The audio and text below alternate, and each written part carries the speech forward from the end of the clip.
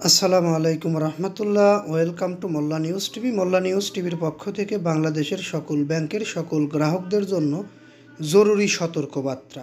Bank খাতে বড় ধাক্কা, গভর্নর আহসান এইচ মনসুরের সতর্কবার্তা। নিউজটির শিরোনাম শুনেই আপনারা হয়তো বুঝতে পেরেছেন নিউজটি কতটা গুরুত্বপূর্ণ হতে চলেছে ব্যাংক গ্রাহকদের জন্য।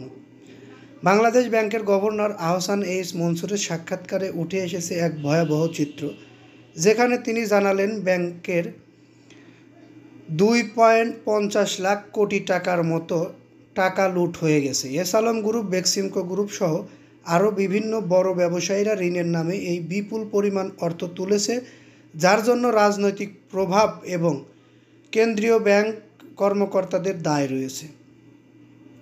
এটি একটি রাজনৈতিক ঋণ বিতরণের পরিণতি, যা পরবর্তীতে দেশের ব্যাংক খাতে সংকটে পরিণত হয়েছে। গভর্নর বলেন, এখানে শুধু অর্থনৈতিক ক্ষতি হয়নি, রাজনৈতিক তৎপরতারও জড়িত রয়েছে। এখানে এই বিপুল পরিমাণ অর্থ লুট হয়ে যাওয়ার পর দেশের ব্যাংক খাতের সুস্থতা ফেরানোর নানা উদ্যোগ নেওয়া হয়েছে, তবে সবচেয়ে বড় প্রশ্ন এখন কিভাবে এই ক্ষত সারানো হবে। গভর্নর জানান, 18% খেলাপি ঋণ বর্তমানে 35-এ পৌঁছেছে পরে এবং আগামী বছরগুলিতে ব্যাংক খাতে আরও বড় চ্যালেঞ্জ আসবে। তবে তিনি আশাবাদী যে ব্যাংক রেগুলেশন আইন এবং ব্যাংক খাতের সংস্কারের মাধ্যমে সুশাসন প্রতিষ্ঠা করা সম্ভব হবে। তিনি আরও বলেন, আমরা 4 থেকে 5 বছরের মধ্যে বাংলাদেশ ব্যাংককে একটি স্বাধীন শক্তিশালী প্রতিষ্ঠান হিসেবে গড়ে তুলব। তার মতে ব্যাংক খাতে যা ঘটেছে তা যেন ভবিষ্যতে আর না ঘটে, সেই লক্ষ্যে দীর্ঘমেয়াদী পরিকল্পনা গ্রহণ করা হচ্ছে। এছাড়া ব্যাংক খাতে দুর্বৃত্তায়ন বন্ধ করতে ব্যাংক রেগুলেশন আইন খুব শীঘ্রই কার্যকর হবে বলে জানান গভর্নর। এর মাধ্যমে ব্যাংকগুলোর সম্পদের মান যাচাইয়ের পাশাপাশি ফরেনসিক অডিটও চলবে, যাতে লুটপাটকারীদের চিহ্নিত করে তাদের বিরুদ্ধে আইনগত ব্যবস্থা নেওয়া যেতে পারে।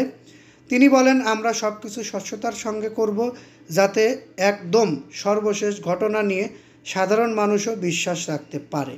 তবে ব্যাংক খাতের মূলধন নেই এমন ব্যাংকগুলোর ভবিষ্যৎ কী হবে? গভর্নর বলেন, এতগুলো ব্যাংকের প্রয়োজন নেই। বিষয়টি আবারও বলছি, এতগুলো ব্যাংকের প্রয়োজন নেই। কিছু ব্যাংককে একীভূত করা, অধিগ্রহণ করা বা অবসায়ন করা হতে পারে। বিষয়টি আমি আবারও রিপিট করছি, কিছু ব্যাংককে একীভূত করা, অধিগ্রহণ করা বা অবসায়ন করা হতে পারে। এর পাশাপাশি বিদেশ থেকে মূলধন এনে ব্যাংকগুলোর পুঁজি মজবুত করাও হতে পারে, এরকম পরিকল্পনা রয়েছে। যাই হোক, আমরা প্রত্যেকটি ব্যাংক গ্রাহকদের জানানোর উদ্দেশ্যে এখনকার নিউজটি আপনাদের মাঝে তুলে ধরলাম।